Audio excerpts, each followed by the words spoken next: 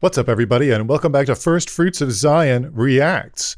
A reminder real quick before we start, go to FFOZ.org for all of the real information. This is just the tip of the iceberg. We don't put everything on YouTube. Most of the good stuff, the really solid information, well, in-depth research, lots of articles and programs and things at FFOZ.org. You can really learn the scriptures from a Messianic Jewish perspective to your heart's content if you just go there. Go there, create an account, and we'll give you a free book. All right, so today we're reacting to Nick Fuentes. I don't think we've reacted to Nick Fuentes before. I don't watch his stuff. I know him by reputation as like a white supremacist or something. So that's what I've heard. So I can't imagine that I'm going to like what he has to say. So we'll see. A lot of Christians have this idea that, the Jews are the Old Testament or the New Testament. The relationship between the New Testament and the Old Testament, it's not a sequel. The New Testament and the theology in it replaces the theology of the Old Testament. So in the Old Testament, you have a religion that's based on the people of Israel. They make sacrifices at the temple. They have rabbis. They have the law. But when Jesus arrives, he changes everything because he becomes the law. We say that he is the law. The law is embodied in him. Right. So the Jews are saying, well, the law of Moses says you have to stone this woman. And he says, well, I'm the law. He says, let he who is without sin cast the first stone. So he sounds like he's on a roll here, but if I keep letting him go, I'm going to forget what the things he said at first. It seems like he opened with, people think the Old Testament is the Jews and the New Testament are the Christians. It seems like what he's saying after that does reflect that view. It's like, that was then, this is now. That is, and he says the New Testament replaces the Old Testament. That is what replacement theology is, and that's what we're against here at First Fruits of Zion. Replacement theology, or supersessionism, is the idea that in Old Testament times you have the Jewish people, or the Israelites, and the temple, and the law of Moses, and all of this stuff that goes along with that, the purity laws, the land covenant, right? They have this land that they're supposed to be living in. And everything that has to do with all the stuff that happens in the Old Testament. And then Jesus came, like he said, this is a view many Christians have. Jesus came and changed everything. And that's, that now you have something completely different. And he's going, I don't know how many specifics he'll go into, but we'll start with this one, this idea that Jesus became the law. First of all, the verse he quoted, let he among you who is without sin cast the first stone, doesn't say what he said that it said. He said that the verse supported his view, or implied that the verse supported his view that Jesus became the law. Jesus is the new law. And so we don't need the old law anymore because we have Jesus and he is now the law. The verse doesn't say that. I can't find anything in that verse that comes even close to saying that. It doesn't sound like that's in there at all. Let he who was without sin cast the first stone. That's what it means. In Jewish law, to my understanding, back when they had the whole capital punishment thing, which in Jesus' time the Sanhedrin did not have the ability to carry out capital punishment. The Romans didn't want them to have that ability, so they didn't. The Romans were running the show there during Jesus' time, so there was not capital cases. So it's a real problem to execute somebody in the street without taking them to the Sanhedrin. Like, you need a court of that size, a court of 71, to try a capital case. You cannot just have it happen in the street. Like, well, trust us, we saw her do this. Now you must kill her. Jewish law was never that way. The cases were brought before a court, and capital cases were brought before a specific court, a specific kind of court, large court. Now, all of that being aside, so the whole thing is weird to begin with. Like, what do they expect Jesus to do, right? What do they expect him to say? Like, sure, go ahead, break Jewish law and kill this lady, but maybe they thought that if he were to say, well, don't do that, no, don't kill her, that he would be breaking Jewish law in another way. Like, are they expecting him? He's like the Messiah, right? The Messiah is the promised king. Are they saying, well, if you're the Messiah, take over the country, reestablish a Sanhedrin, they can actually do capital punishment and make sure she dies? Like, is that all? It seems doubtful that they would be expecting all of that. But it's a weird situation. This vigilante street justice thing is a weird little trap they thought they were setting for him. What he came back at them with was this idea that in Jewish law, if you are testifying against someone in a capital case, you have to be prepared to literally assist in the execution. And so what he's saying to them is, look, if any of you are guiltless in this, if any of you, if this isn't like a big setup, then feel free, go ahead, do it. And he throws the ball right back at him. And they're like, oh no, he saw through it. What is this idea, regardless of the Bible verse, what is this idea that Jesus is the law?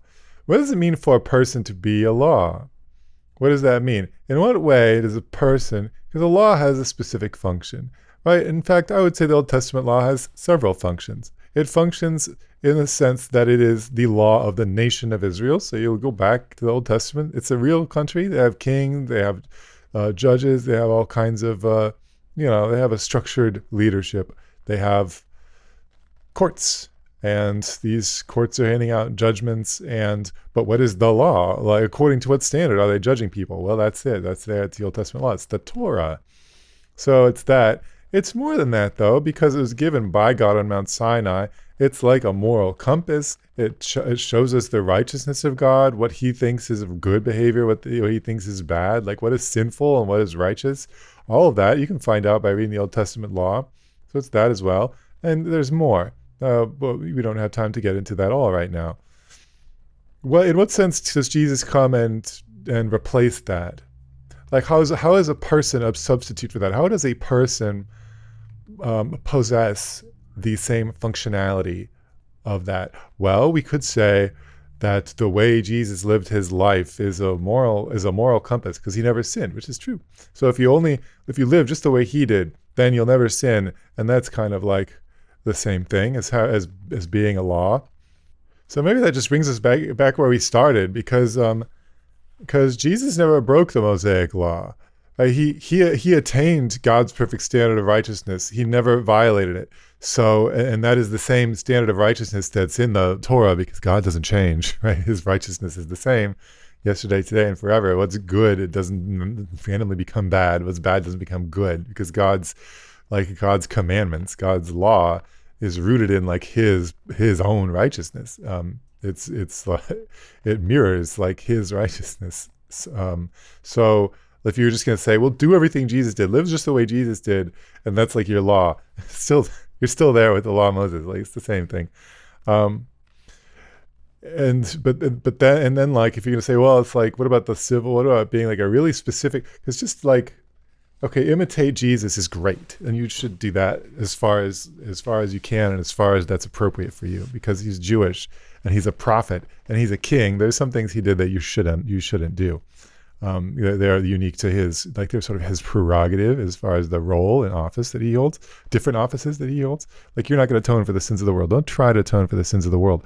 That's just him. But as far as like your moral character, do that. Live like Jesus. However, if you cannot follow him, if you cannot like follow him around like the disciples did, and just watch everything he does, and really like be really specific about imitating him in like a really like granular way, if all you have is like some books, some accounts of his life, you can't really dig into that much detail. You still sort of need like something a little more comprehensive. Jesus in the Gospels does not face every situation a human being could possibly face. So you are going to need a little more substantive information on how do I live my life? What do I do if this happens? What's the right choice if this happens in my life? What do I pick? Do I go left or do I go right? Just reading the Gospels, it'll give you great like general guidelines. But if you want something granular and specific, that's what the law is for. The law fulfills that purpose, and God gave it for that purpose. So that's great, and we need that. We need that maybe now more than ever. We need that sort of direction, guidance, and moral compass in our lives. So that's what I have to say about the idea that Jesus becomes the law, becomes a new law to replace the old law. To the extent that it does make sense, it doesn't. All right, what's next? Completes and fulfills and perfects the law. He personifies the law. So in the same way that God gave Moses the 10 Commandments in the Ark of the Covenant, God gave us the law through Mary. We see Mary as the new Ark of the Covenant. We see Jesus as the new 10 Commandments. Does he think that's where the tablets came from? Does he think that God pushed them out through the ark? That's not what happened. You may be stretching the analogy a little bit. She carried him in her womb, just like the ark carried the Old Testament. He is the law. He fulfills the law, just like the Old Testament was the law. And then, when Jesus died... How is fulfilling the law the same thing as like being the law? Like, Jesus fulfills the law just like the Old Testament was the law. Like, just because you can put words in that order doesn't mean you've said something meaningful. I don't know what he's trying to say with that sentence. Like, what he's saying is that we don't need the law anymore. Jesus has made it a situation in which we don't need it anymore. Or it's not helpful, it's not useful, it's not relevant. And I've already explained why that's not true. So I guess I don't have anything more to say about that right now. As on the cross, the veil is torn inside the temple. And within a generation, the temple itself is destroyed. You know, there's always talk about the temple. The temple itself is destroyed because Jesus becomes the new temple.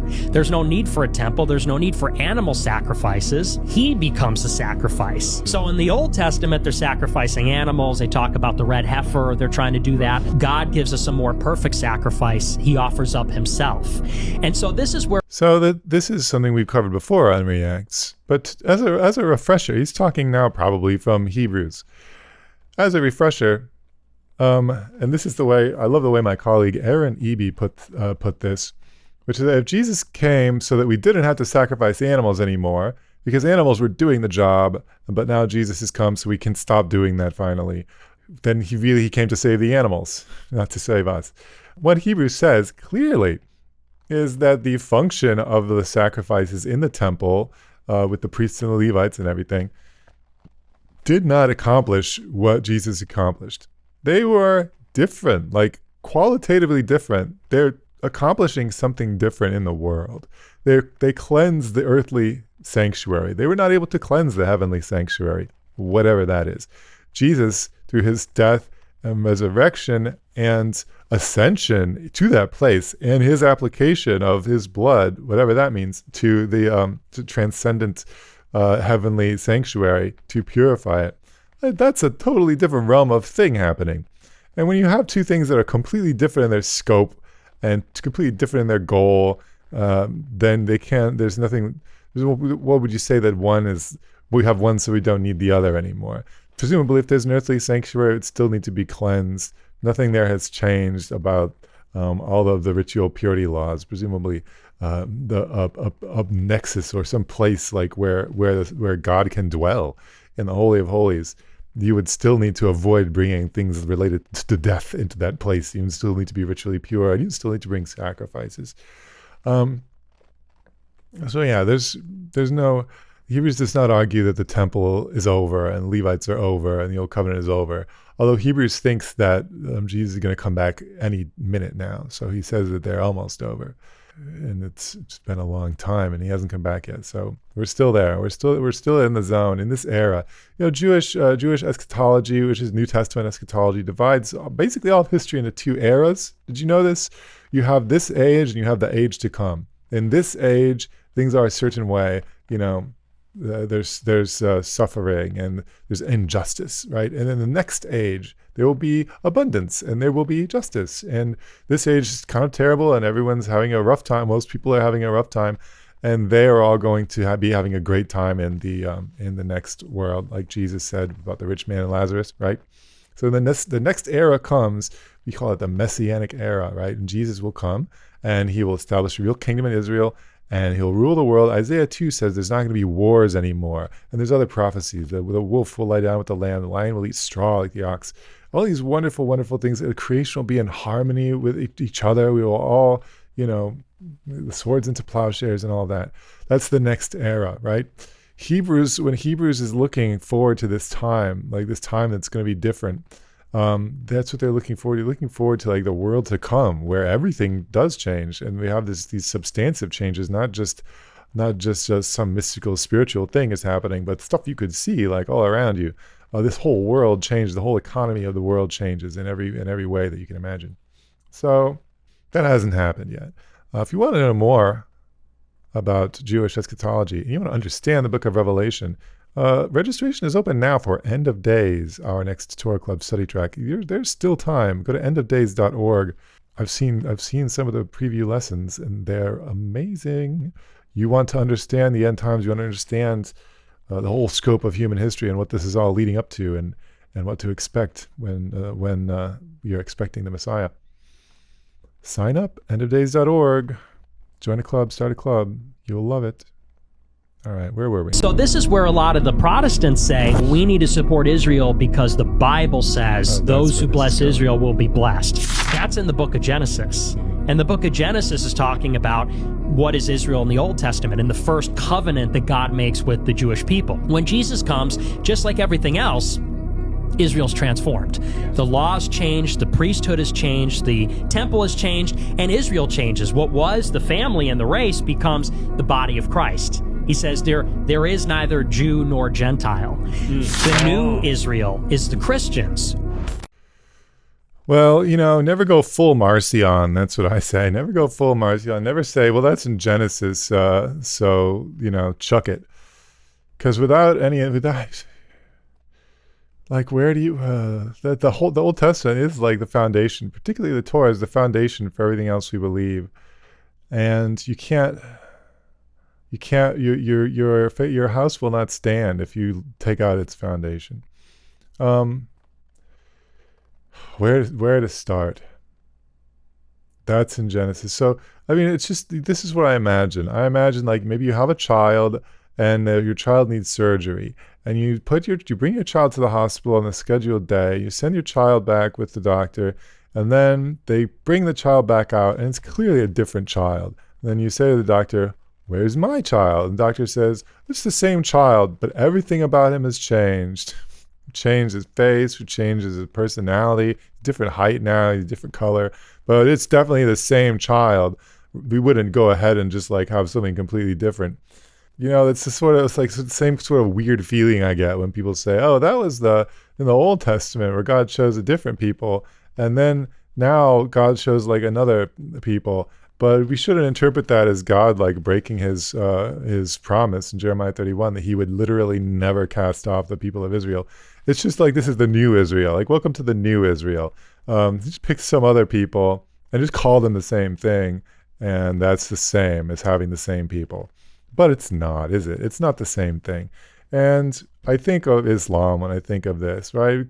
Like the Muslims came and said, well, actually, there was everyone from Abraham on. These are all Muslims, and Islam has always been the true faith. And then the Jews got it wrong, Christians got it wrong, and now we're right, and we're going to appropriate all of these Old Testament characters and say this is the right way to interpret all of this is through this brand new lens. And oh, by the way, our people who do this religion now, we are the special ones. And like most Christians didn't buy that, because they would say that God is not going to go back on his promises that he made. And God said you can find salvation through Jesus, become a follower of Jesus, then you can be saved. We would say to someone who is like, oh, that's not good anymore. Like, you guys messed up so bad that we had to try another thing. You would say, well, God is faithful. He doesn't go back on his promises. That's all I'm saying. God is faithful to the Jewish people. He's not going to go back on his promises to them. And they're definitely still party to the Abrahamic covenant. So yeah, you can't go after the Jews. God will come after you if you go after the Jews. If you go after the people of Israel. It's and that's borne out over and over again in the Old Testament. Even when God sends someone to there's a rod in his hands to chastise his people. The Babylonians came and then wrecked everybody there in the southern kingdom of Judah, 586 BC. And God said this is going to happen, and he said to the Jewish people, he said, this is your fault, because you were idolaters and you made all these mistakes, these problems, you're not faithful to the covenant. But then he turned around to the Babylonians and said, how dare you? And they were immediately conquered by the Persians, right? You just can't can't go to war against God's people. You can't be anti-Semite, and you can't be having this theology of where they're not God's people anymore. That's dangerous. Like, it's spiritually dangerous to do that. And it's also bad exegesis. Like, it's really tortured exegesis. Of course, there being no Jew or Gentile. We've gone over this many times. I'm sure if you told Nick Fuentes, there's no such thing as male or female, so you're neither male or female, right? He would probably punch you right in the face. He wouldn't agree with you. So yeah, there's definitely still Jews and Gentiles. You can point to them. Well, that's about all the time we have for today on First Fruit Design Reacts. Don't forget to go to the website and do consider signing up for this new Torah Club study track. If you're watching this soon after it's come out in 2025, you can learn a whole lot about the Bible and about specifically the end times from this study. It's a year long, and you will be so much more better at the end of it at understanding what the Bible says. All right. Well, until next time, thanks for watching.